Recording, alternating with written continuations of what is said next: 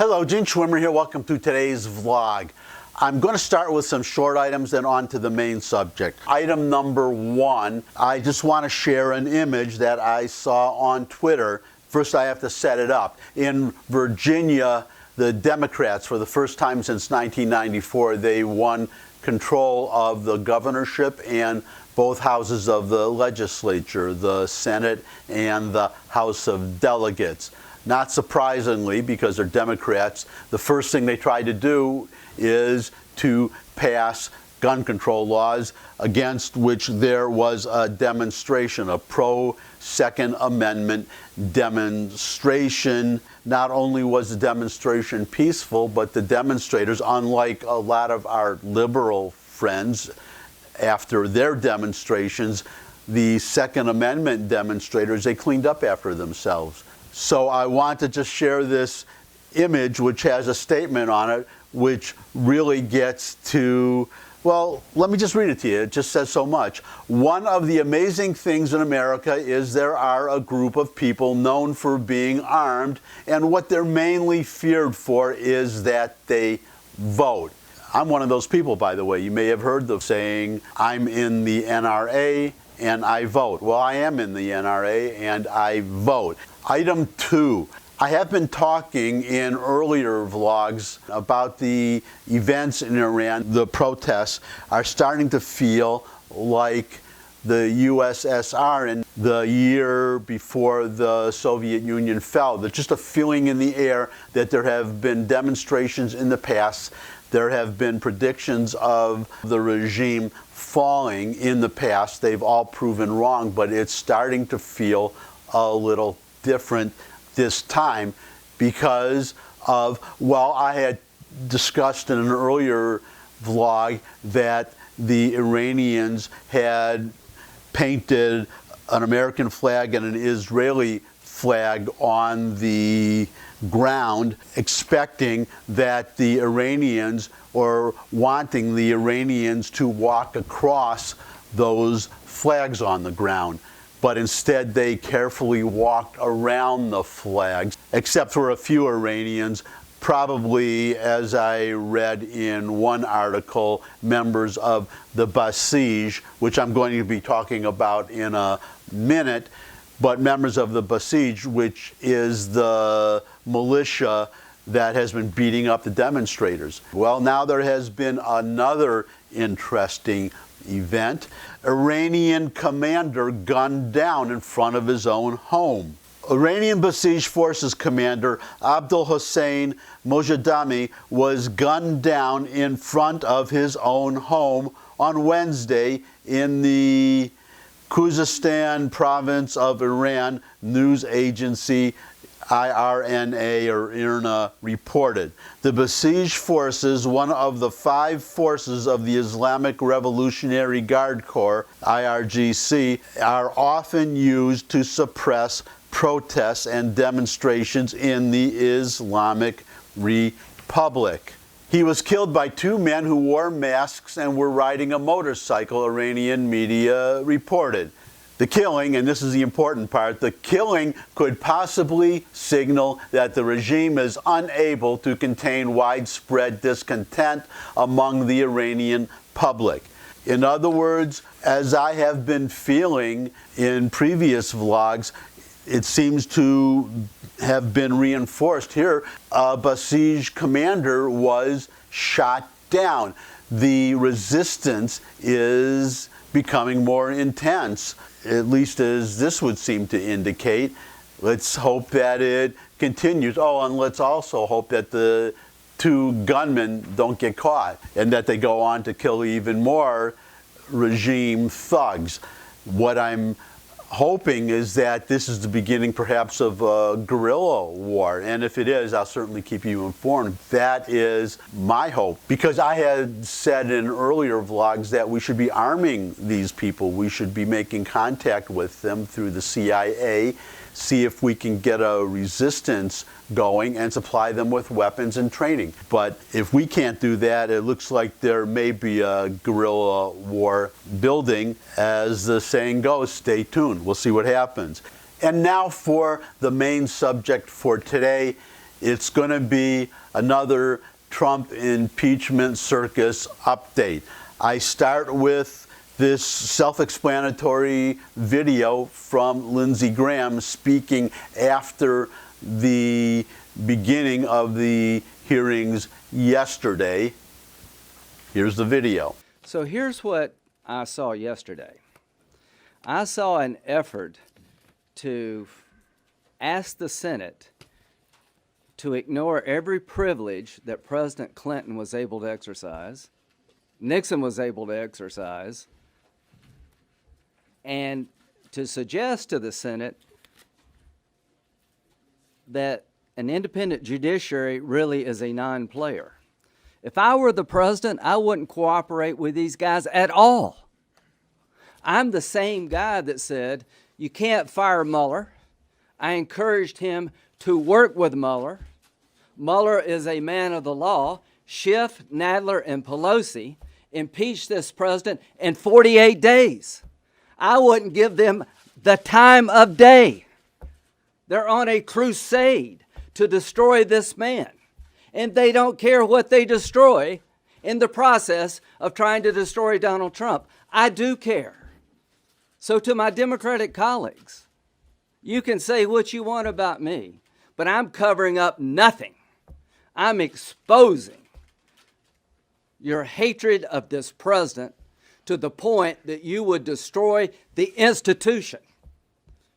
Nobody would be saying this about a Democratic president if a Republican House had done this. You wouldn't even ask me that question.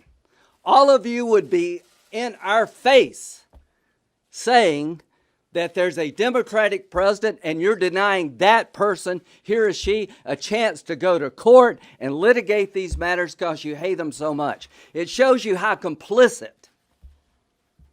people have become when it comes to Trump. Not one question about the idea that a Democratic-controlled House in 48 days impeached the President of the United States with a process where you couldn't have a lawyer, couldn't call a witness. And they hold it against him because he wants to object to turning over documents to them. You would be all over us. So let me tell you what's going to happen in November.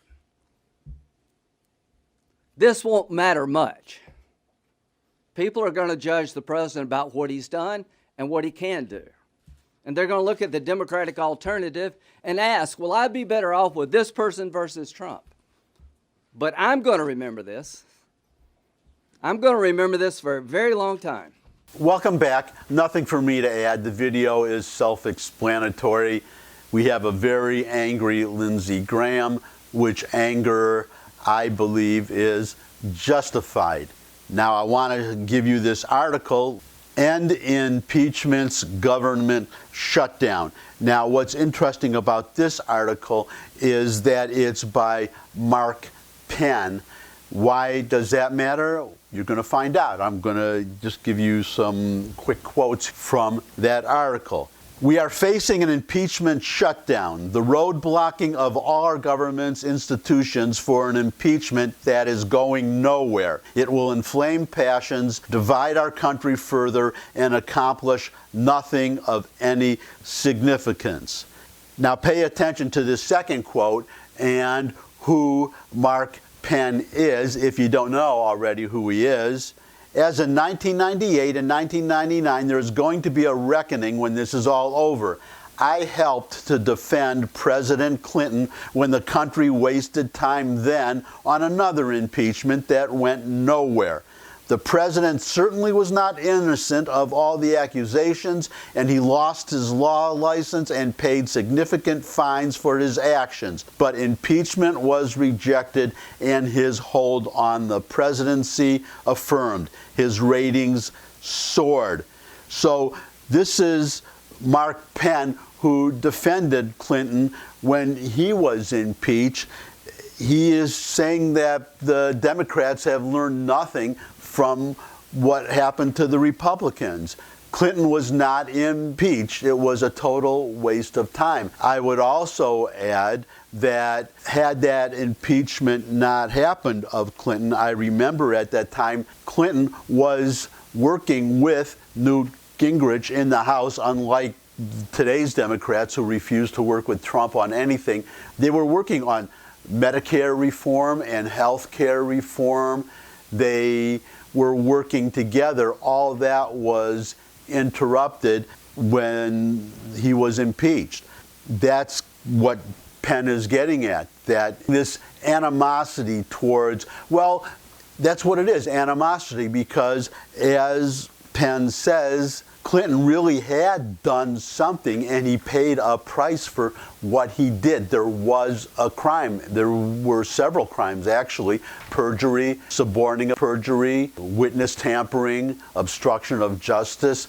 There was a total of 11 impeachable counts that Ken Starr, the independent counsel, specifically stated when he testified before the House after his investigation, unlike this time when there was not even an independent counsel appointed. Which brings me now to the last quote I want to give you. Like them or not, presidents uniquely represent the elected will of the people. As such, their removal is not just about the removal of a person, but the overturning of that elected will. For that reason, there are few offenses that will be so grievous as to cause the party in power to give up their party's leader and convict a president. Most charges, even if true, won't reach that high bar for removal.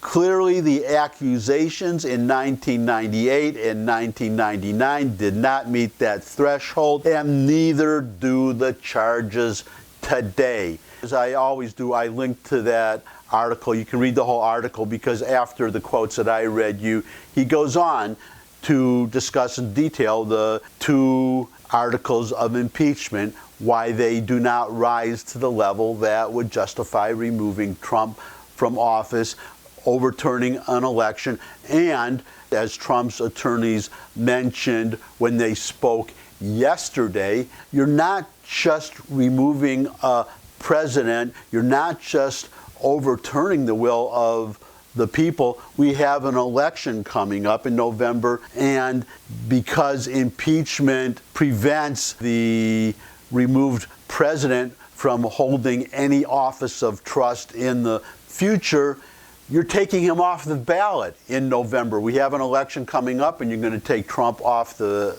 ballot, the presidential nominee for the Republicans off the ballot, and they'll have to come up with somebody else to run in November. That's how egregious this is. And finally, to wind up today's Trump impeachment circus update, a terrific video that sums up this entire Trump impeachment circus in a nice, neat package. Watch. They never wanted him to be president. They never even thought it was possible. This isn't a real presidential run. Trump will not be president. He will never be president. But then, America spoke.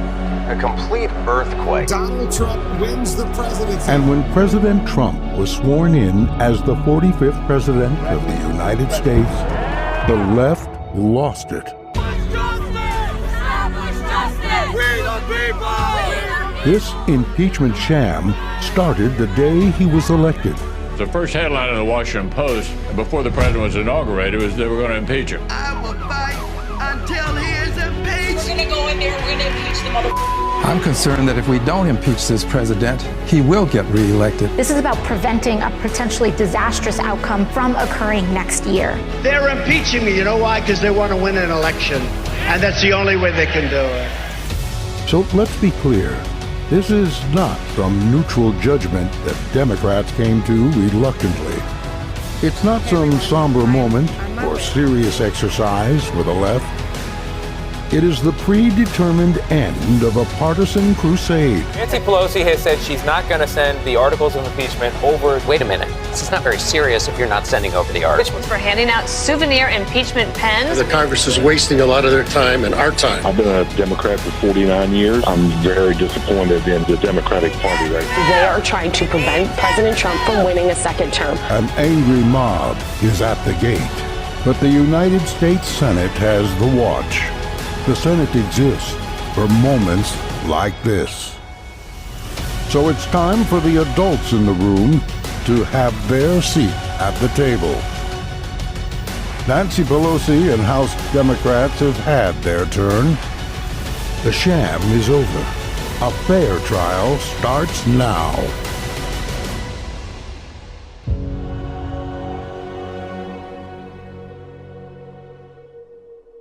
That's it for today. Thanks for stopping by as usual. Thumbs up if you like this video. Share it with anybody you think would also like the video. Got any comments? You can put them in the comment section below the video.